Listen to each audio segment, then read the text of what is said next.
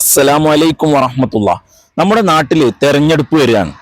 ഈ സമയത്ത് നമ്മൾ ആർക്കാണ് വോട്ട് ചെയ്യേണ്ടത്? ഇത് ചോദിക്കുമ്പോൾ നിങ്ങൾ വിചാരിക്കും മതപരമായ മസാലപരമായ കാര്യങ്ങളൊക്കെ പറഞ്ഞുകൊണ്ടുണ്ടായിരുന്ന നിങ്ങൾ രാഷ്ട്രീയം പറയാൻ വേണ്ടി വന്നതാണോ എന്ന് ചോദിക്കും. രാഷ്ട്രീയം പറയാൻ വേണ്ടി വന്നതല്ല. ഈ സമയത്ത് എനിക്ക് ആദ്യമായി പറയാനുള്ളത്, രാഷ്ട്രീയത്തിനെയും മതത്തിനെയും ഒരിക്കലും കൂട്ടിക്കലർത്താൻ പാടില്ല. മതം മതമാണ്, രാഷ്ട്രീയം രാഷ്ട്രീയമാണ്. അത് രണ്ടും വേറെ വേറെയാണ്. എന്നാൽ മതത്തിൽ വിശ്വസിക്കുന്ന നമുക്ക് രാഷ്ട്രീയം വേണ്ടേ? വ്യക്തിപരമായിട്ട് ഓരോ ആളുകൾക്കും വ്യക്തമായ രാഷ്ട്രീയം വേണം. കാരണം എന്താ? നമ്മുടെ നാട് എന്ന് പറയുന്നത് ജനാധിപത്യ രാജ്യമാണ്. ഈ രാജ്യത്ത് ആര് ഭരണത്തിൽ കയറണം, ആര് ഭരണത്തിൽ നിന്നും ഇറങ്ങണം എന്ന് തീരുമാനിക്കേണ്ടത് നമ്മൾ ഓരോരുത്തരുമാണ്. അങ്ങനെ നമുക്ക് തീരുമാനിക്കാൻ കഴിയണമെങ്കിൽ നമുക്ക് വ്യക്തമായ രാഷ്ട്രീയം വേണം.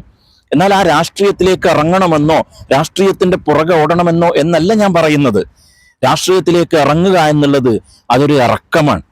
വേറെ എന്ത് കാര്യം പറയുമ്പോഴും നമ്മളൊന്ന് ചിന്തിച്ചു നോക്ക്.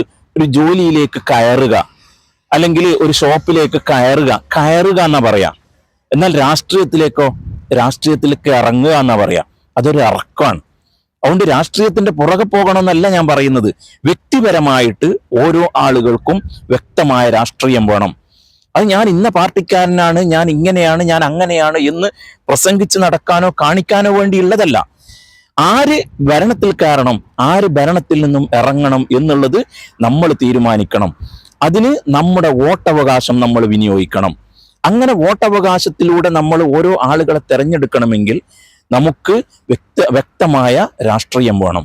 ആര് ഭരിക്കണം എന്ന് നമ്മൾ തീരുമാനിക്കും എന്ന് പറഞ്ഞാൽ നിഷ്പക്ഷമായി നിൽക്കുന്ന ആളുകളാണ് ആരാണ് ഭരണത്തിൽ കയറേണ്ടത്, ആരാണ് ഭരണത്തിൽ നിന്നും ഇറങ്ങേണ്ടത് എന്ന് തീരുമാനിക്കുന്നത്. അല്ലേ?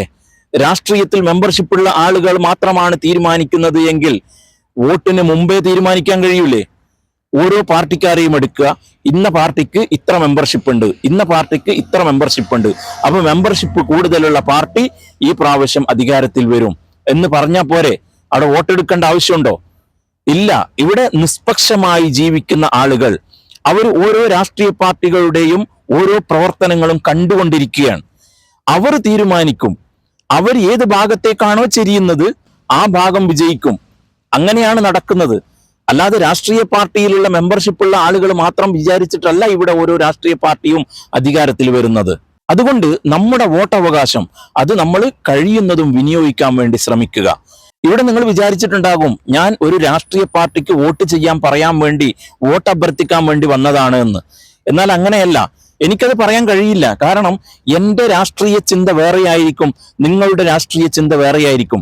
ഞാൻ അനുകൂലിക്കുന്ന പാർട്ടിയെ ആയിരിക്കില്ല നിങ്ങൾ അനുകൂലിക്കുന്നത്.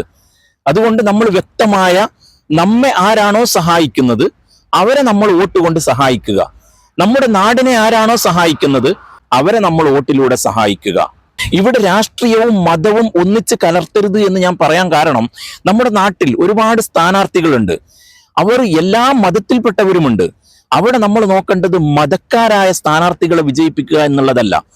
നമ്മുടെ നാടിന്റെ വികസനത്തിന് വേണ്ടി, നമ്മുടെ ആവശ്യങ്ങൾ നിറവേറ്റിത്തരാൻ വേണ്ടി ആർക്ക് സാധിക്കുന്നുവോ അവരെ നമ്മൾ വിജയിപ്പിക്കുക എന്നുള്ളതാ. അല്ലാതെ മുസ്ലിമീങ്ങളൊക്കെ മുസ്ലിമായ സ്ഥാനാർത്ഥിക്ക് വോട്ട് ചെയ്യുക, ഹിന്ദുക്കളായ സുഹൃത്തുക്കൾ ഹൈന്ദവ സുഹൃത്തുക്കൾ വോട്ട് ചെയ്യുക, ഇങ്ങനെയുള്ളതല്ല നമ്മൾ ചെയ്യേണ്ടത്. നമ്മൾ ചെയ്യേണ്ടത് നമുക്ക് ആരെ കൊണ്ട് ഉപകാരം കിട്ടും, നമ്മുടെ നാടിന് ആരെ കൊണ്ട് ഉപകാരം കിട്ടും അവരെ നമ്മൾ വിജയിപ്പിക്കുക എന്നുള്ളതാണ്. നല്ല ഒരു ഭരണം കാഴ്ചവെക്കാനുള്ള സ്ഥാനാർത്ഥികൾ ഇവിടെ വിജയിച്ചു വരട്ടെ എന്ന് ആശംസിച്ചുകൊണ്ട് അസ്സലാമു അലൈക്കും വറഹ്മത്തുള്ളാഹി.